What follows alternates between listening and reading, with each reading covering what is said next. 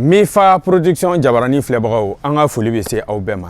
ni ye anw ka micro trottoir ale kɛnɛ sigilen an ka bi thème bɛna boli mun kan an y'a ye musolakaw caman de bɛ k'u plaigner nin wagati na k'u ka jiginniw kɔfɛ tɔɔrɔ b'u kan dimiw b'u kan denku b'u kan den fɛnɛ mana na ban ko cɛ bɛ to k'u gɛn k'a ye bɔ so kɔnɔ i ka taga ni den salon kɔnɔ n ka se k'an ka sinɔgɔ kɛ o de hukumu kɔnɔ bi an bɔra an bɛna ɲininkali kɛ est-ce que a bɛ bɛn cɛlaka ka to ka muso gɛn surtout muso jiginnen kura den bɛ kasi la k'a kɛ i b'a fɔ ko muso dɔrɔn de ni den na donni ka kan cɛ man kan ka kɛ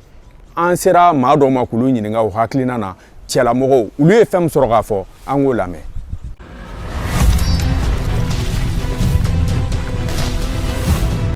Ne kɔni ka hakilila ye min ye cɛ de kan ka muso dɛmɛ denko la den kɔni den aw bɛɛ de jɛ ye ni muso jiginna yan'a ka lafiya sɔrɔ cɛ de kan ka fɛn bɛɛ kɛ pour que a bɛ se ka muso hakili bɛ se ka sigi cogo min na den yɛrɛ bɛ se ka lafiya sɔrɔ a ka fitiniya kɔnɔ yanni ba ka lafiya cogo min na o ye ne ka hakilila ye.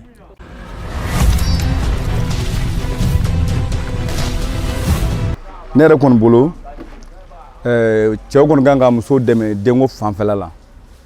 den n'a man kɛnɛ cɛ b'a degun sɔrɔ degun yɛrɛ kunfɔlɔ yɛrɛ cɛ yɛrɛ ta ye fɔlɔ muso tɛ dɛ degun kunfɔlɔ ye cɛ yɛrɛ ta ye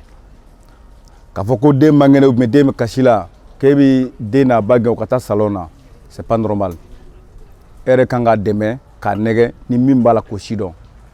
ni si kɔngɔ de b'a la wa ou bien a man kɛnɛ de wa a degun kunfɔlɔ a mana kɛ cogo o cogo a tɛ taa k'e dan parce que en tant que ni den ma kasi ni den m'a da de e tɛna se ka sunɔgɔ ni den m'a da de e tɛna se ka foyi kɛ bon a lafiya fɔlɔ yɛrɛ o ye fa yɛrɛ ta ye bon toujours fo cɛw k'u janto o yɔrɔ la ka baw dɛmɛ denko la parce que ni den banana a waribɔ e de b'a degun ta ni den ma kɛnɛya fana e de b'a degun ta ba kɔni ta ye ba mana kɛ tɔɔrɔ la cogo o cogo ba se ye de ka sin de d'a ma a b'a da de mais n'a man kɛnɛ sin t'a da de a furabɔli a waribɔ o bɛɛ bɛ cɛw de ma ye fo cɛw k'u janto o yɔrɔ la kosɛbɛ o de ye ne yɛrɛ hakilinata ye.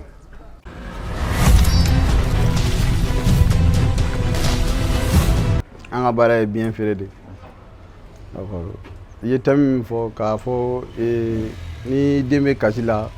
den jiginnen den bɛ kasi la so kɔnɔ ko cɛ bɛ den gɛn ka bɔ muso ka bɔ ko ka taa kɛnɛma salon kɔnɔ ko ka sunɔgɔ o kɔni man ɲi an yɛrɛ kɔni b'an musow dɛmɛ ka denw ladon yɛrɛ de ka denw nɛgɛ nɛgɛ ou bien ni den ma kɛnɛ an bɛ boli ka taa fura san an b'o de kɛ. cɛ minnu b'a kɛ i bɛ mun sɔrɔ ka fɔ olu ye. bon tiɲɛ yɛrɛ yɛrɛ fo n'a sɔrɔ ni olu ma faamu ou bien u muso ma di u ye n'o tɛ normalement u kan k'a lajɛ n'a sɔrɔ mun de bɛ den la ou bien ka den furakɛ ou bien bana bɛ den la ou bien ka muso dɛmɛ ka denw tɔbɔtɔbɔ kɛ o de kan ka kɛ o ye ne ka faamu ye.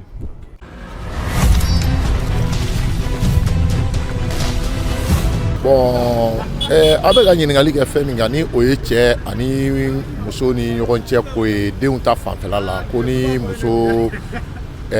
jiginna jigili degun b'a kan o bi ni den kasira ko cɛ b'a gɛn ko k'a labɔ kɛnɛma k'a bila k'a ka taga ni den ye salon kɔnɔ ou bien a ka taa ni den ye kɛnɛma bon pour que ale bɛ se ka lafiya bon ne ka hakilina kɔni bɛ fɛn min na o ye faamuya kɛbaliya de ye parce que la mun na cɛ ani muso aw bɛɛ de ta ye den ye aw bɛɛ ka kan ka den ladon ni furu donna cɛ ni muso ni ɲɔgɔn cɛ kɛrɛnkɛrɛnnenya la a bɛ hami fɛn min na kosɛbɛ furu donnen kɔfɛ o ye denko ye ni den sɔrɔla dɔ man k'i bɔ o la k'a bɛ t'o donni ta k'o da mɔgɔ kelen kun aw bɛɛ ka kan ka jɛ a k'aw fanga kɛ kelen ye den na ni dɔnbaliya de bɛ na ni den ka kasi ye ou bien degun dɔ de bɛ den sɔrɔ o bɛ na n'a ka kasi ye o degun a fura tɛ dɔwɛrɛ ye ba bɛ se k'a ladon ka se niveau dɔ kɔni ma fa tɛ se k'o kɛ mais n'aw farala ɲɔgɔn kan a bɛɛ bɛ aw ka fangaw kɛ ka den tɔbɔtɔ o ye ne ka hakilina ye den balo ye ni muso ka balo n'a musaka n'a fɛn bɛɛ lajɛlen ye fa ta ye ni dɛsɛ tɛ mais a degun min b'a kan ni o de bɛ k'a bila kasi kɔnɔna o fana ye aw bɛɛ de jɛ ye aw ka kan ka jɛ k'aw fanga jigin ɲɔgɔn kan parce que la ka den to ba kelen tɛ bɛ la ale de a donni y'ale de kelen ta ye a siɲana n'a farikolo misɛnw n'a tɔrɔkɔ bɛɛ y'ale de ta ye cɛ an ta fan t'o la ni y'an ka fan yelen o la fo n'o kɛra an ka furakɛliw ye bon o yɔrɔ ni den bɔra fiɲɛ la an kɔni an bɛɛ kan ka jɛ k'an fanga digi a kan o ye n ka hakilinaw ye quoi ala k'a faamuya ko ɲuman d'an ma ala ka sababu ɲumanw kɛ ka bolo mɛn aw ka ciw la.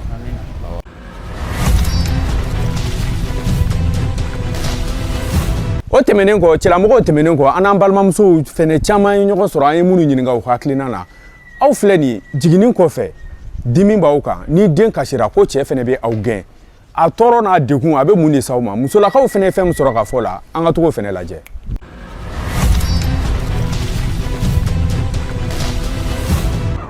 Bon ne bɛ feere de kɛ a tɛ bugu sira fara la tiɲɛ yɛrɛ la kɔni muso kɔni ka jiginni kɔfɛ kɔni ne kɔni ne tɛ degun y'a la parce que ne jiginna ne cɛ b'a occupé ne den na a b'a occupé ne yɛrɛ la ka ɲɛ kosɛbɛ même si hali ne den kasira tuma dɔ a bɛ den ta a b'a fɔ ko ne ka taa n daga sunɔgɔ a bɛ den namangu ka den nanɛgɛ fo ka taa fɔ ko ne tilara sunɔgɔ la tuma min na a bɛ sɔrɔ ka den di ne ma ne kɔni ta tɛ degun lase ne ma tiɲɛ yɛrɛ la.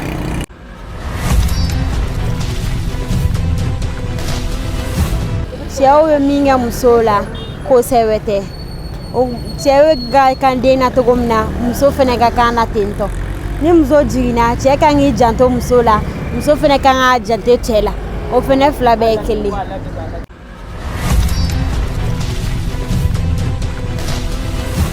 Ne hakilina ye min ye cɛw ka musow gɛn k'u labɔ ni den ye a man ɲi hakilina ɲuman tɛ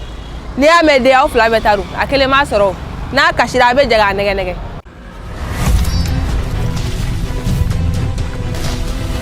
Cɛw bɛ muso gɛn ka bɔ kɛnɛma ni den ye o man ɲi den tɛ mɔgɔ kelen ta ye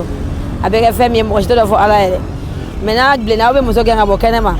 aw bɛ ka daga sunɔgɔ o tɛ baara ɲuman ye an bɛɛ ka jɛ ka ɲɔgɔn dɛmɛ a la ala k'an bɛɛ sababa ma.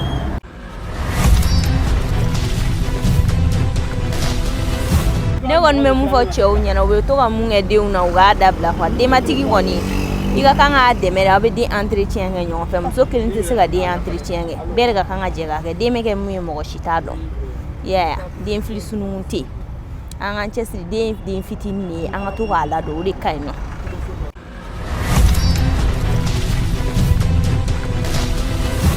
o tɛmɛnen kɔfɛ anw fɛ yen nɔ an ka ko o ko n'an b'a kɛ an b'a ɲini ni sariya ka bolo de ye anw ka diinɛ ɲɛmaaw an y'olu fɛnɛ ɲininka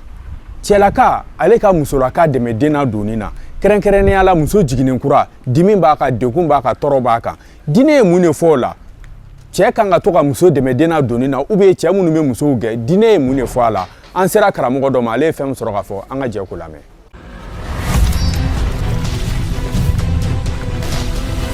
Alhamdulillahi rabbil alamin alhamdulillahi wali salihin wala aqibatu lil muttaqin wala udwana illa ala zalimin wa ashhadu an la ilaha illallah wahdahu la sharika lah wa ashhadu anna muhammadan abduhu wa rasuluh. Alhamdulillah an balimakɛ y'an ɲininka k'a fɔ ko denkurani min n'a bɛ a bamuso bolo denkurani a bɛ bamuso bolo mais a waati la denkurani a bɛ kasi kosɛbɛ su kɔnɔ bon o waati fɛnɛ ni o bɛ kɛ cɛ ka reposeli wagati ye cɛ bɛ k'i reposer wagati min na o bɛ bɛn ni den ka kasili wagati ye kosɛbɛ kosɛbɛ masalan a bɛ sɔrɔ den dɔw kura fɛ den kurani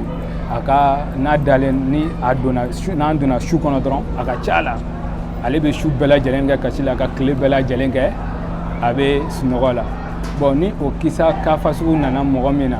cɛ e ni muso aw bɛɛ bɛ so kelen de kɔnɔ e k'a fɔ muso ma sisan k'a fɔ ko a karisa i ni den aw ka taa aw da salon kɔnɔ pour que ne ka se ka reposer i b'a ye o yɔrɔ in na an bɛ se ka maslaha dɔ de ta k'o lajɛ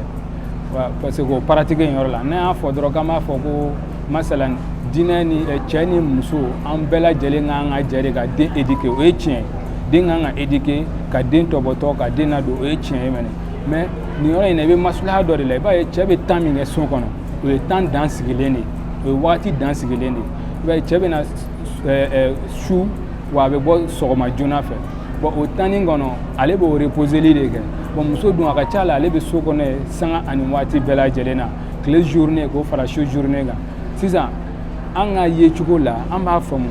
cɛ ni nin ka fasugu nana i bɛ muso wele ka na a karisa e kɔni b'a dɔn an ka taa an ka dɔgɔ so kɔnɔna na bon den fɛnɛ ka kasi ka ca sisan ne kɔni b'a ɲini fɛ i k'a essayer i ni den aw ka taa da nin chambre sinama kɔnɔ walima aw ka taa da salon kɔnɔ mɔgɔ sɔrɔ ne ka se ka reposer parce que sɔgɔma ne bɛ soli ka bɔ bon i bɛ essayer ka muso la faamuya o la ni muso y'a faamu o de cɛ ka ɲi k'a fɔ muso ka to cɛ huzununen don muso huzununen don aw bɛɛ tɔɔrɔlen don cɛ tɛna sunɔgɔ wa e yɛrɛ tɛna sunɔgɔ wa ale dun a bɛna tila ka obligé ka bɔ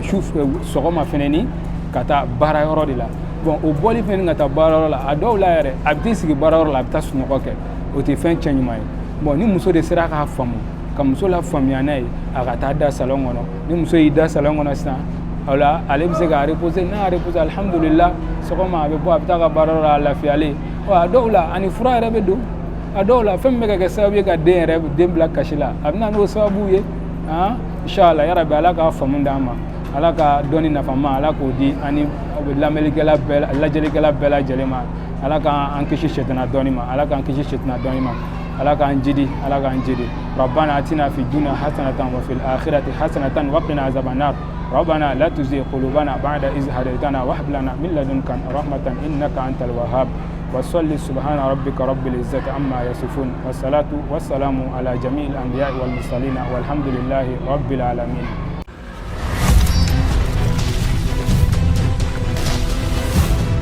Ni ne kɛra aw tulo garisɛgɛ ye bi an bɛ foli di aw bɛɛ ma hali bi ka tila k'a ɲini aw fɛ fɛn min ye an ka jɛmukanw aw ka to ka partageli n'a aziyamu caya kosɛbɛ o bɛ an ka baara sankɔrɔ t'an bolo o bɛ kɛ sababu ye k'an dɛmɛ an ka baara tagabolo la an bɛ k'an bɛɛ d'aw ma an bɛ ɲɔgɔn sɔrɔ thème wɛrɛw kan Mifa Production sanfɛ aw k'an bɛɛ